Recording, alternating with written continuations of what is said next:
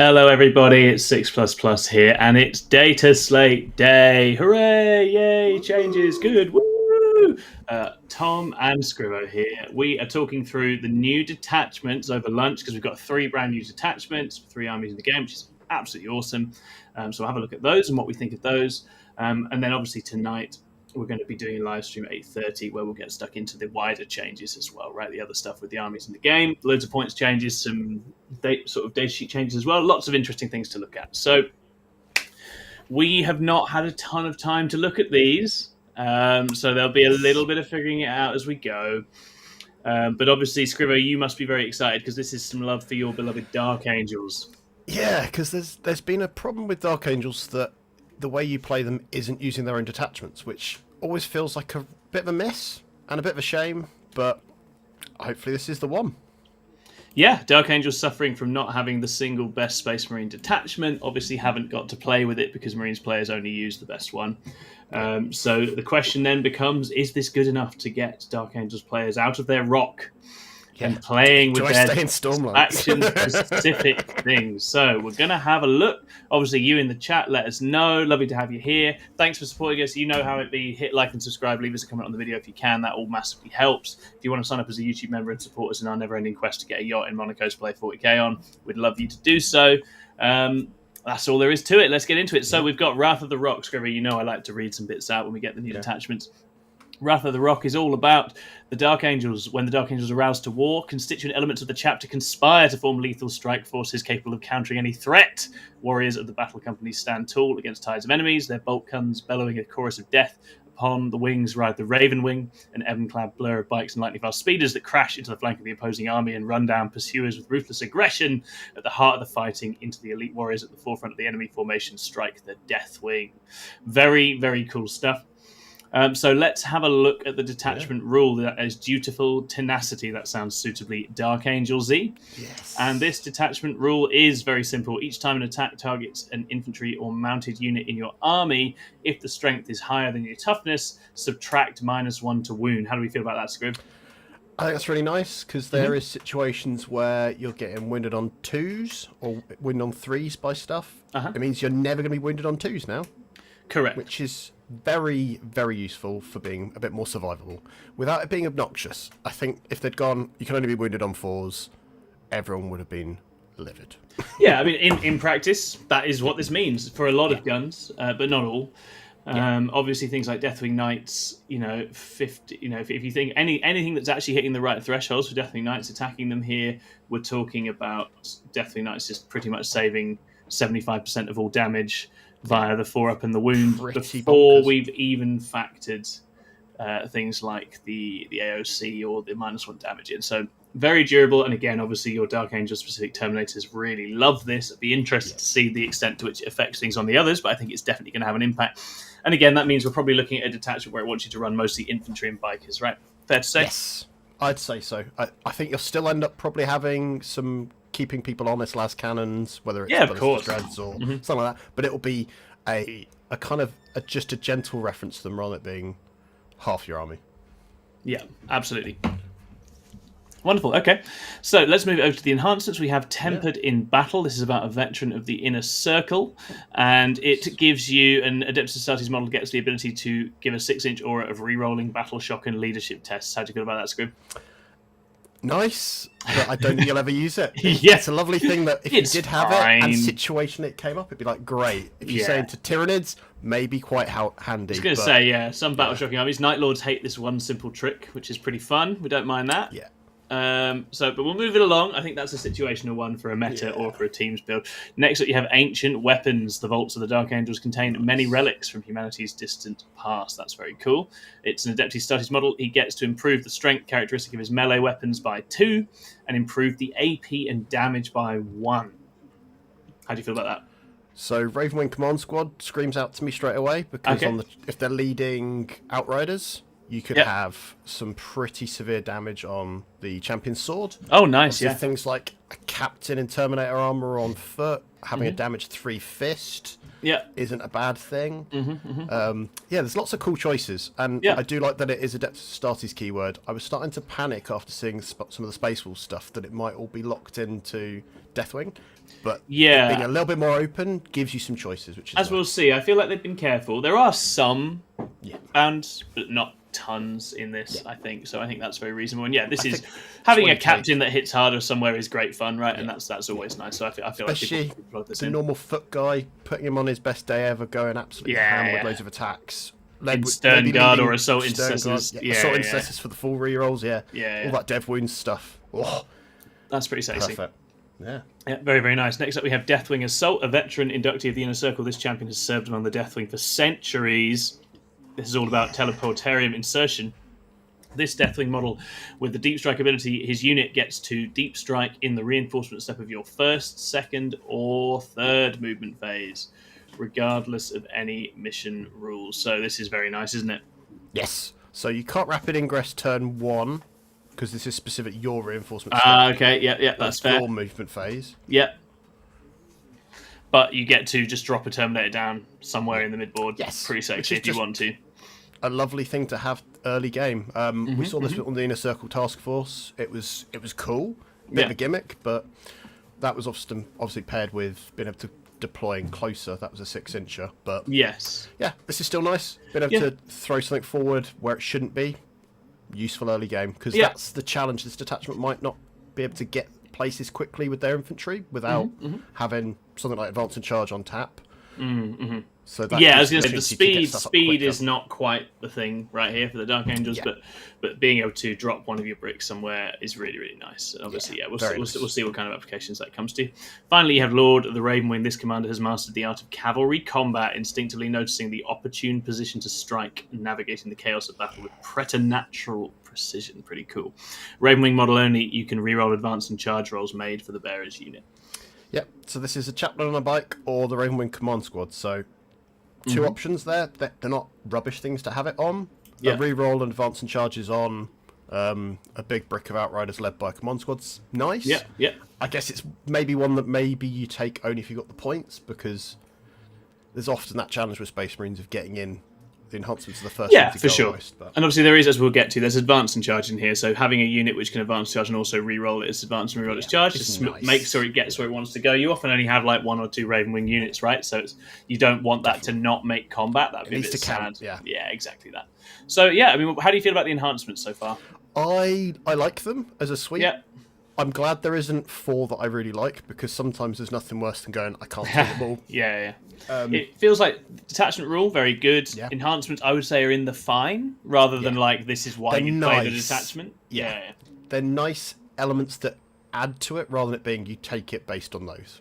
And what I do like is that whichever way you want to go, you've got something there in terms of direction, and you can build into the different wings. I think that's good fun. Okay, wonderful. Let's take it through to the stratagems. So first up, we have Inescapable Justice. The Dark Angels pursue their enemies relentlessly, eliminating one with ruthless precision before turning to the next. So 2 CP strat. Any phase after your Oath of Moment target is destroyed, character within 12 of another thing that it can see can switch the Oath target over to them. So good. Really good. So good. Good if you line it up well. Yes. It's a big if, right? Like, I've found quite often with an Oath target, I either obliterate it off the planet without even really trying, or it's there on 1 wound and you're going, well, that's a shame. For sure. I think the 2 CP means you're going to want captains. Yes. You do have good CP in Dark Angels, don't you, with Azrael? Yeah. But it's like, you'll get more juice out of this if you're clever with your targeting, and also if you have captains or in the middle to swap things around. Yeah, completely. So very, very nice. Going down, we have Lion's Will. Unflinching in their loyalty to Chapter and Primarch, Dark Angels Battle Brothers seize and hold their objectives with unrelenting determination and zealous fury. I really like this one. Yes. This is a command phase buff. Notice that can be either command phase. I think that's actually a really important point. 1 Adeptus Astartes unit from your army that is within engagement range of 1 or more enemy units until the start of your next command phase. Add 1 to their OC, and they get +1 to hit. So, what are we thinking? So this would be a nice thing to flip a point in your command phase? Exactly, or in your opponent's. If your opponent is about to hold primary, you can actually, any of your units currently in combat, if you, let's say, charge them the previous turn with some Deathwing Knights, for example, you need to make sure you flip that point so they don't score it. You can turn them to OC 10 or more if you've got an Ancient in there. Yeah. That's pretty good for your push turn, right? And paired with another stratagem, you'll have probably guaranteed that you've got some sort of unit on the point as well. Yeah, exactly. I think this. We'll talk about it, but I think this detachment doesn't at first glance look incredible, but once you start adding up the pieces, I actually think it's very good. I think it's got very, very good play, and this is one big part of it. Being able to flip OC on points is a huge deal for Dark Angels, because actually OC can be an issue, right, John? Traditionally, yes, because things like Ancients that give you the extra OC, you don't normally have the points to splash out. Quite a lot of the time, you don't have them. Yeah. It's just your 2 battle line, 4 battle line units that actually give you the extra normally. So, and it's a trick that your opponent has to play like you could do this on any objective, right? Which means the opponent has to put a lot of OC places. They're very worried about attacking your points in case you just trivially flip them. And as I say, I just think a lot of the Terminator units, which are 1 OC on their own, love having this. Having this in the pocket is a big deal. Really, really good. Sweet. Armor of Contempt is next. You know what that does, guys. So we're not going to waste time on it. But it's good that you have it, because you're going to have a bunch of 2-up save guys in here. Armor of Contempt is just good. There is it's needed. No bones about it. Next up, we have Tactical Mastery. In your movement phase, 1 Adeptus Astartes unit from your army. Your unit is eligible to shoot and declare a charge in the turn in which it advanced. If your unit is Ravenwing, it can also shoot and declare a charge in the turn in which it fell back. Perfect. Yeah, just good. Yeah. I think you want advance and charge somewhere in a detachment. It's just useful for those clutch moments. This is not as powerful as some of the things we've seen like it, really. Yeah. But it is fine. It's good, and it's going to help you get around when you need it. And it's not keyword locked to just Ravenwing, which I think is really nice. Because sometimes some of the early detachments had those kind of restrictions that made it a bit kind of like, it'd be nice if I use this, but it's never going to come up. So yeah, I think it's quite nice as well, where it's like, the strat itself is just good for all your units, and then the Ravenwing get a different buff that is also great for them specifically. So that's really cool. Now, I bet you started salivating when we saw the title of this one, John, because you've got Relics of the Dark Ages here, which obviously harks back to Weapons of the Dark Age, which has been a very infamous stratagem for Dark Angels over the years. And amongst the many secrets hoarded by the Dark Angels are those technological in nature. The armories of the Rock contain potent weapons unseen in the armories of other chapters. So in your shooting phase, you pick an infantry or mounted unit. It gets +2 to the strength characteristic of ranged weapons equipped by models in your unit. What do we think about that? So straight off the bat, my brain went straight to Hellblasters because of the name, but also it's just nice when you look at certain situations where you've got guns that get things like twin linked that are a little less kind of ideal for the situation. It's changing that kind of breakpoint. So say aggressors, suddenly they're strength 6. That makes a difference going into T5 bodies all of a sudden, just for 1 CP, and that's really nice. I like the fact that there's different applications, but straight off the bat, I'm thinking about all the plasma stuff. So your Black Knights on bikes, Hellblasters, even Sternguard, just anything to make the success kind of guaranteed on the shooting, because it needs to count.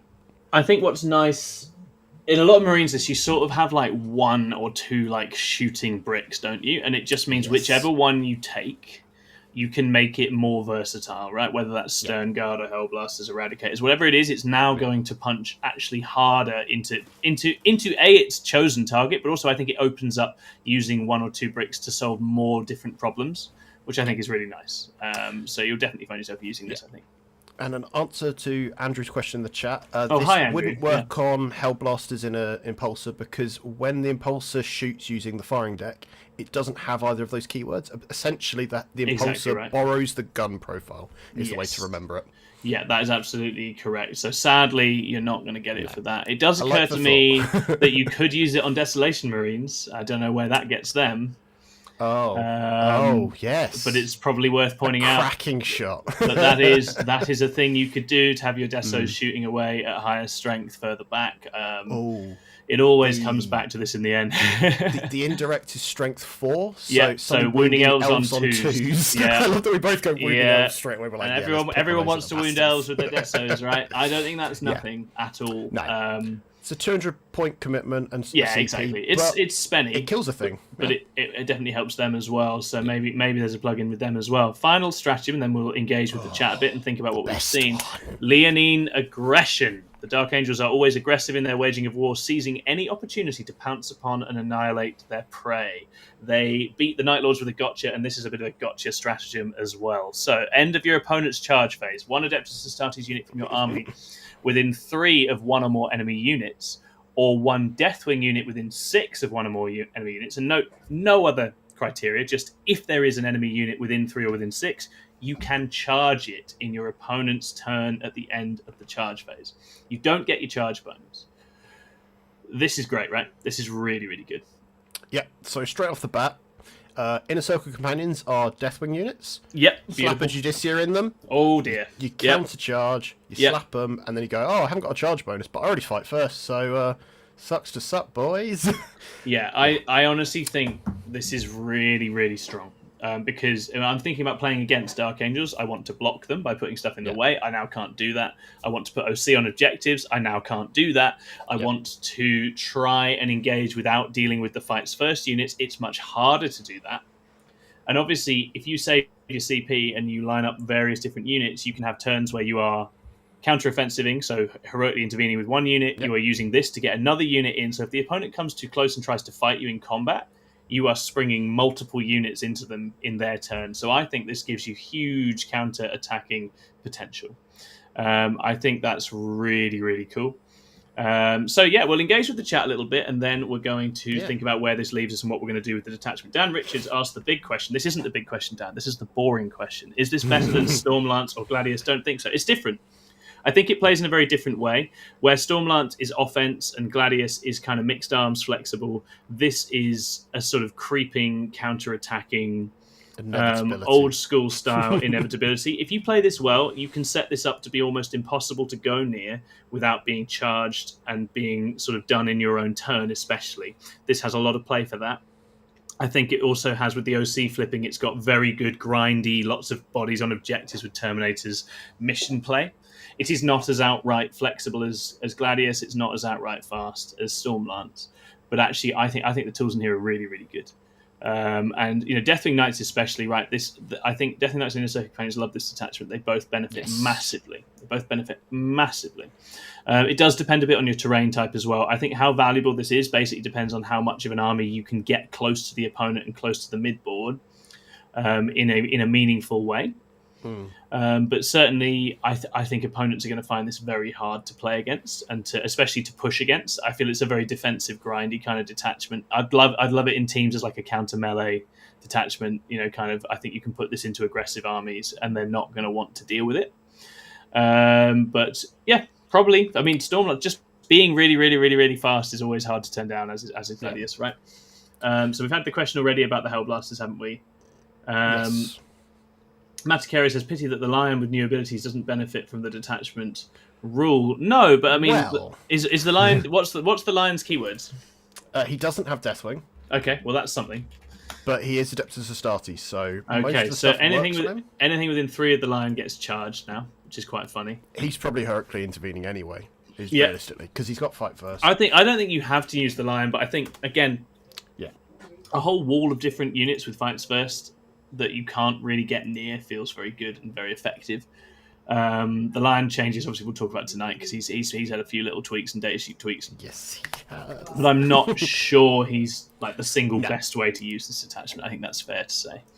A lot of the Deathwing stuff is quite expensive to field, so 315 points of the Lion does feel, unfortunately, like something you're not going to commit to, because that's your 2 Ballistus Dreadnoughts or a unit of Deathwing Knights led by an Ancient, or a Captain, or something like that. It's just it's a lot of points that could be probably being a bit more flexible.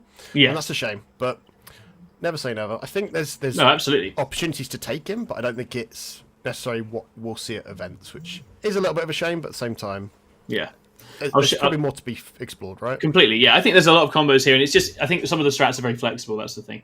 Jacob Berg is talking about the Smash Captain with ancient weapons. Yeah, whatever way you want to go with it, I think there's definitely a place for a Smash Captain in here with the good damage weapon. So that's awesome. Matakeri Game is excited. I think it should be. I think this is really fun, and it's very Dark Angels. It has a distinct flavor. If you compare it to what we're seeing for Space Wolves and Blood Angels, this is very different.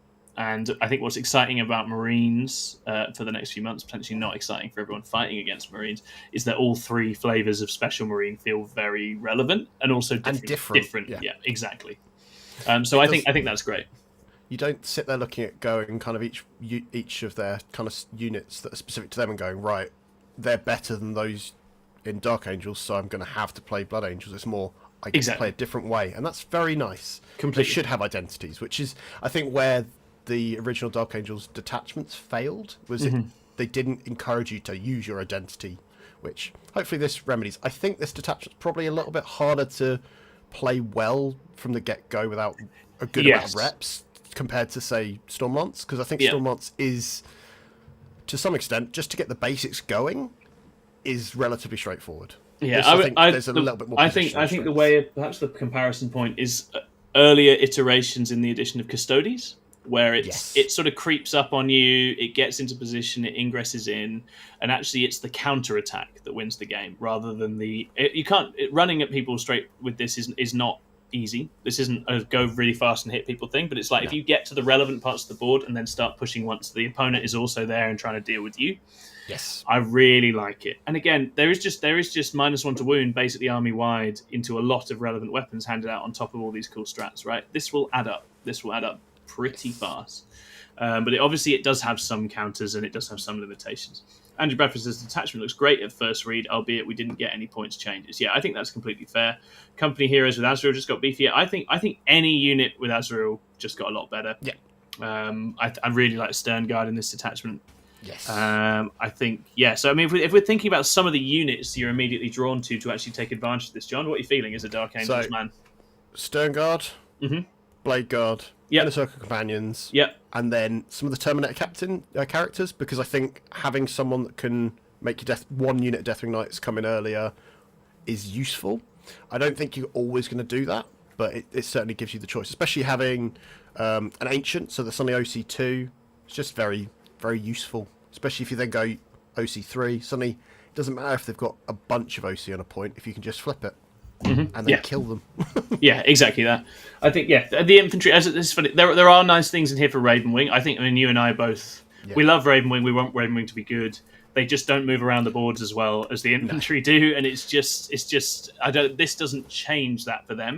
Yes, because there isn't a strat to bounce through walls, which I don't mind, because if everyone has that, it becomes a bit samey. I think -1 to wound MSU Outriders is genuinely interesting, because they're an annoying toughness and wounds to shift, and they're cheap, right? So it's like I think if you put those out on flanks or in the middle, that is an irritating profile to try and deal with for your opponent with the -1 to wounds. Yeah. I think there's a lot of interesting stuff to be tried here. But as I say, for me, it's like Deathwing Knights, Inner Circle Companions, Blade Guard, like sort of just stodgy infantry that you can now play around with the OC of, that you can launch into fights your opponent doesn't want them to be in.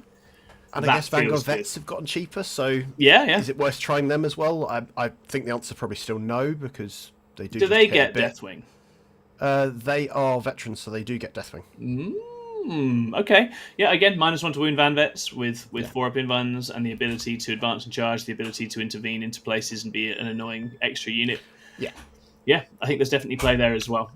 I think maybe replacing JPI with them. Potentially. Them, because they can have shields, so they've got a 4-up invun, so they're just an annoyance. That's what I'm seeing is like just lots of 4-up invun infantry with those OC boosts intervening in stuff. You had me at 4-up. I know. So I think that's going to be how this plays, and I think it's exciting. And then you can take 1 or 2 tasteful shooting units and buff up their shooting with the strat. Yeah.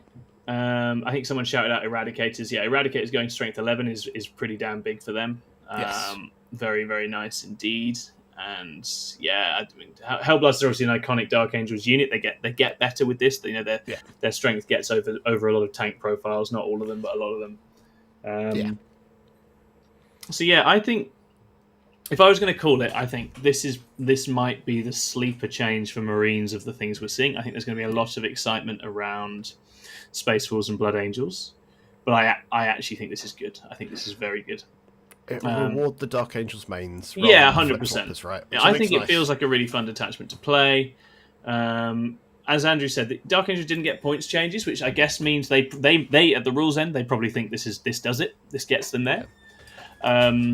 And so we will wait and see on that. But I like it and I like the feel of it. It can't aggress on people as aggressively as some of the other detachments. It can't. I don't think it's going to be an outright shooting detachment, but it's definitely got some good tricks. Yeah. And it's just it's going to. I think practicing proper good counter melee positioning and play with this, you'll be a very happy player. Amazing, cool. How would you rate this out of 10, Scriv, as a Dark Angels player? I think I want to say 7 because I don't think it's. Like, I'm not going to go, right, I have to play this immediately and only play this. But at the same time, I think it's got some play. Yeah, absolutely. I'm excited enough to explore it. I think there's fun. There's definitely fun to be had with it. And I think Dark Angel players should get out and use it. And I think it'd be interesting to see where they sit in line with all the other changes going on. And what their sort of future positioning is. So, yeah, that's it from us, guys, for the time being. We are going to be back in not very long. Scrivo, how long do you want to wait before we do the next live stream? 10 minutes? 15 minutes? 15 is perfect. I'd like a shower. That'd be nice. Okay, that sounds great. I don't want to be too wargamery. All right. Okay, guys, we will be back in 15 minutes. We're going to look at Subterranean Assault, which is a very sexy-looking new Tyrannus detachment. So we will see you there. Please do hit like, subscribe on the video. Please do leave us a comment and keep on supporting the channel. We love you to bits. We will see you again in not very long at all. Bye. Bye-bye.